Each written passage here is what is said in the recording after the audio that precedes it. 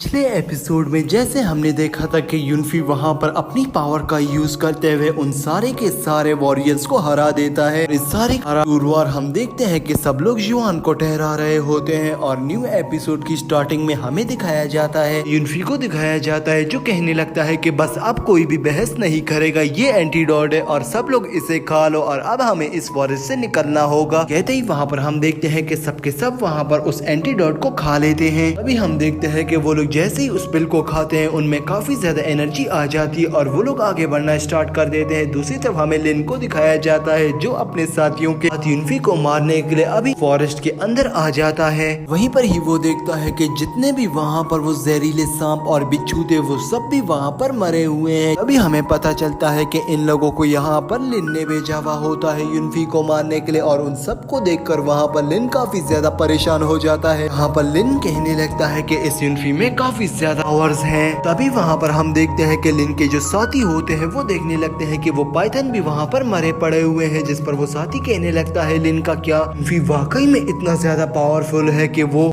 Python को भी जिंदा नहीं छोड़ रहा। वहीं पर ही हम देखते हैं कि दूसरा गार्ड कहने लगता है कि अगर ये सब मारे गए हैं तो इसका मतलब यही है कि वॉरियर ने हमारे बारे में युनफी को बता दिया होगा, जिस पर हम लिन को देखते हैं जो कहने लगता है कि नहीं, ऐसा नहीं होने वाला, मुझे अपने वॉरियर्स पर पूरा भरोसा है, वो किसी भी हालत में यहाँ पर युनफी को मेरे बारे में नहीं बताएंगे और अब हमें आगे चलना होगा और आगे जाकर युनफी के ऊपर एक सरप्राइज अटैक करना है, इससे हम उसे मार डालें। ये बात सुनते ही वहाँ पर हम देखते हैं कि जो वहाँ पर लिन के साथ वॉरियर्स होते हैं सबके सब आगे निकलते हैं। यही सीन में हमें दिखाया जाता है कि युनफी और उसके साथ जितने भी साथी होते हैं वो एक जगह पर बैठे हुए होते हैं और वहीं पर सारे एल्डर्स वहाँ पर उस पिल को खाकर अपनी एनर्जी को दोबारा से रिफाइन कर रहे होते हैं। वहीं पर ही हम देखते हैं जो जुआन होता है वो उठ खड़ा होता है, जहाँ पर वो युनफी से कहने लगता है कि प्लीज मास्टर, मैंने आपकी यहाँ पर पावर्स को देख लिया है, अब आप मुझे अपना एक डिसेबल बना ले। इस पर युनफी कहने लगता है कि नहीं, मुझे यहाँ के लोगों के ऊपर कुछ भी जरा सा भी भरोसा नहीं है, मैं उन्हें अपना डिसेबल नहीं बनाऊंगा। वहीं पर ही सांग कहने लगती है कि तुम्हें क्या लग रहा है कि तुम्हारे पास कोई पावर्स है या कोई खूबी है जिसकी वजह से तुम्हें यहाँ पर युनफी अपना डिसेबल बना ले। जिस पर हम देखते हैं कि वहाँ पर जो जुआन होता है वो कहने लगता है कि हाँ, मेरे पास एक खूबी है, मैंने यहाँ पर जितनी भी मेडिसिन हैं उन सब में मास्टर कर लिया है, मुझे यहाँ की एक एक मेडिसिन के बारे में सब कुछ पता है। तभी हम देखते हैं कि वहाँ पर जो सांग होती है वो कहने लगती है कि इसमें कोई बड़ी बात नहीं है, ये तो मैं भी कर सकती हूँ। और वहीं पर ही हम देखते हैं कि जो जुआन होता है कहने लगता है कि मैं यहाँ इस ट्यांगी में काफी ज्यादा फेमस एल्केमिस्ट में होता हूँ और मैं काफी ज्यादा पावरफुल भी हूँ। वहीं पर ही हम सांग को देखते हैं जो कहने लगती है कि मेरे इलाके का एक बच्चा भी तुमसे ज्यादा नॉलेज वाला है और उससे ज्यादा पावरफुल कोई भी नहीं। यहाँ पर मेरी बात याद रखना कि तुम्हारे अंदर कोई ऐसी खास खूबी नहीं है जिस पे तुम्हें युनफी अपना डिसेबल बना ले। यहाँ तक कि काफी ज्यादा पावरफुल मास्टर आए हैं युनफी के डिसेबल बनने के लिए, लेकिन युनफी ने उन्हें अपना डिसेबल नहीं बनाया, तो तुम्हें भी वो नहीं बनाएगा किसी भी हाल में। सुनते ही वहाँ पर हम युनफी को देखते हैं जो कहने लगता है कि तुम दोनों बहस बंद करो और मैं तुम्हें बता दूं जुआन, जब तक मैं पीक ऑफ मोटर रिलम के एडवांस स्टेज तक नहीं पहुंच जाता मैं तब तक यहाँ पर किसी को भी अपना डिसेबल नहीं बनाऊंगा। ये बात सुनते ही वहाँ पर हम देखते हैं कि जो जुआन होता है वो कहने लगता है कि ठीक है, फिर से ये दोनों आपके साथ हैं, आपके फॉलोअर्स हैं, मैं भी आपका फॉलोअर बन जाऊंगा, जहाँ जहाँ आप जाएंगे मैं भी वहाँ वहाँ आऊंगा। वहीं पर ही हम देखते हैं कि एक डिसेबल चिल्लाते हुए बोलता है कि मास्टर आप ऐसा कैसे कर सकते हैं, आप हमारे नेक्स्ट मास्टर हैं, आपको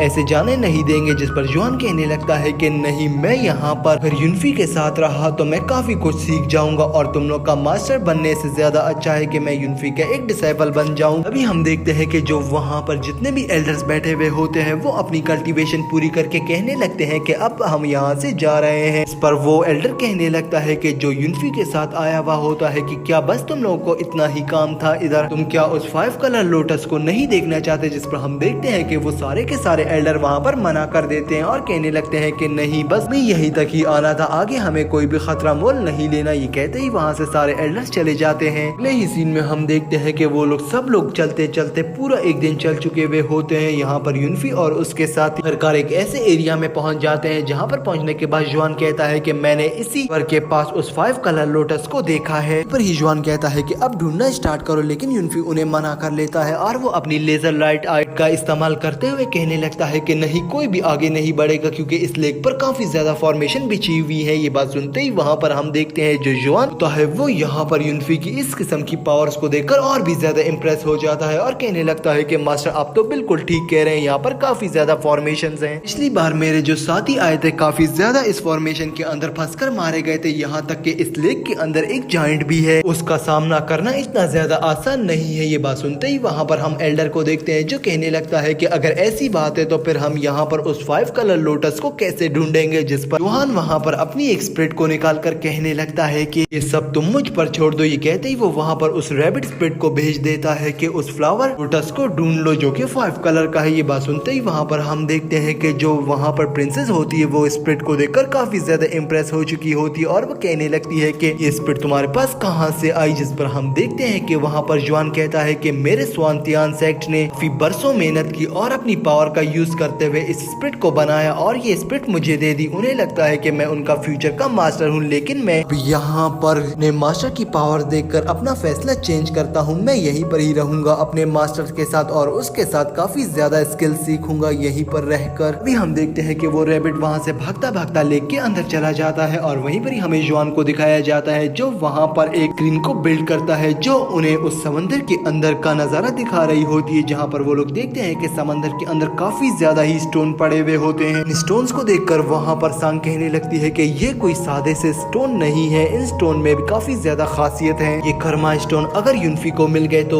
जो बॉडी में उसके हीलिंग पार्ट्स हैं वो वापस से हम हील अप कर सकते हैं और उसे दोबारा से हील करवा सकते हैं। ये बात सुनते ही वहाँ पर हम देखते हैं कि यूनफी काफी ज्यादा हैरान होता है उन स्टोन्स को देखकर और कहने लगता है कि अगर मेरे कोई पार्ट्स डैमेज हैं तो मैं उन्हें इन कर्मा स्टोन से रिकवर कर सकता हूँ। ये बिल्कुल ठीक बात कही तुमने सांग। वहीं पर ही हमें दिखाया जाता है कि वो रैबिट उस 5 कलर लोटस के पास आखिरकार भागते भागते पहुंच जाता है, जहां पर हम देखते हैं कि वो उस लोटस को जैसे ही उठाने वाला होता है वहां पर एक स्नेक की एंट्री होती है। जो स्नेक वहां पर उस रैबिट के ऊपर अटैक करता है, लेकिन हम देखते हैं जो रैबिट होता है वो अपनी जान बचा के वहां से जल्दी भाग कर आ जाता है और अगले ही सीन में हम देखते हैं कि वो रैबिट वहां पर जोहान के पास वापस आ जाता है। हम देखते हैं कि वहां पर जो पोर्टल क्रिएट हुआ होता है जो जोहान ने क्रिएट किया होता है वो बंद होने लगता है, जिसे देखकर प्रिंसेस समझती है कि बस ये अब आखिरी रास्ता है, अगर ये बंद हो गया तो उसकी मदर कभी भी ठीक नहीं हो पाएगी। इसीलिए हम देखते हैं कि प्रिंसेस वहां से काफी ज्यादा स्पीड से उस फॉर्मेशन के अंदर दौड़ने के लिए भागती है। जो जैसे ही वहां पर उस टेलीपोर्ट सर्कल के पास पहुंचने ही वाली होती है तभी हम देखते हैं कि वहां पर उस नदी के आसपास जितने भी फॉर्मेशन होती हैं वो सारी की सारी एकदम से एक्टिवेट हो जाती हैं। वहीं पर ही काफी ज्यादा स्पिरिचुअल बीस्ट आ जाते हैं और हम देखते हैं कि वो वहां पर प्रिंसेस यूजन के ऊपर अटैक करने लगते हैं, जिस पर यूजन काफी ज्यादा घायल हो जाती है। वहीं पर ही हम देखते हैं जो साओ होता है वो काफी ज्यादा हैरान हो जाता है और वहीं पर एल्डर और साओ उस फॉर्मेशन को ब्रेक करने की काफी ज्यादा कोशिशें कर रहे होते हैं, लेकिन वो फॉर्मेशन काफी ज्यादा ही मजबूत होती है। वो दोनों भी वहां पर नीचे आकर गिर जाते हैं और हम देखते हैं कि प्रिंसेस खुद भी वहां पर फाइट करने की कोशिश करती है, लेकिन वहां पर जो स्पिरिचुअल स्पिरिट्स होती हैं वो काफी ज्यादा पावरफुल होती हैं और वहीं पर ही जोहान ने लगता है कि मैंने पहले ही कहा था कि यहाँ पर कोई भी गड़बड़ी नहीं करेगा। अब मुझे नहीं लगता कि प्रिंसेस को कोई भी बचा पाए इस फॉर्मेशन से। तभी हम यूनफी को देखते हैं जो वहाँ पर अपनी एक फॉर्मेशन क्रिएट करता है और सीधा जाकर वहाँ पर अपनी पावर्स को एक्टिवेट कर लेता है, लेकिन दूसरी तरफ हमें दिखाया जाता है कि उस प्रिंसेस के ऊपर वो सारे के सारे स्पिरिचुअल बीस्ट इकट्ठे मिलकर अटैक करने ही वाले होते हैं और उनमें से एक टाइगर बीस्ट वहाँ पर हम देखते हैं कि प्रिंसेस के काफी ज्यादा क्लोज पहुंच जाता है, लेकिन तभी वहाँ पर हमारे हीरो यूनफी की एंट्री होती है जो सीधा जाते ही वहाँ पर हम देखते हैं कि उस प्रिंसेस को बचा लेता है। अभी हम देखते हैं जो प्रिंसेस होती है उसे याद आने लगता है कि इसी तरह बचपन पे यूनफी ने उसे बचाया था और उसे कुछ याद आने लगता है कि यूनफी उसके साथ पहले बचपन में भी मिला है। अभी हम देखते हैं कि वो सारे के सारे बीच दोबारा से एक्टिव हो जाते हैं यूनफी के ऊपर अटैक करने के लिए। तभी यूनफी वहाँ पर एक मौके का फायदा उठाता है और उस फॉर्मेशन के बीच में होल करके वहाँ पर प्रिंसेस को उस फॉर्मेशन से बाहर भेज देता है। तभी यूनफी वहाँ पर अपने हेवनली ड्रैगन का यूज करते हुए उन बीस्ट के साथ फाइट करना स्टार्ट कर देता है, जिसे देखकर वहाँ पर मॉन्क सांग और वहीं पर ही प्रिंसेस काफी ज्यादा परेशान हो जाते हैं। इसी के साथ हमारा ये एपिसोड भी एंड हो जाता है। तो दोस्तों अगर आपको आज का ये अमेजिंग सा और इंटरेस्टिंग सा एपिसोड अच्छा लगा हो तो प्लीज वीडियो को लाइक कर दे, चैनल को सब्सक्राइब करना मत भूलना। तो चलिए मिलते हैं किसी अच्छी और नई वीडियो के साथ, तब तक के लिए दोस्तों बाय।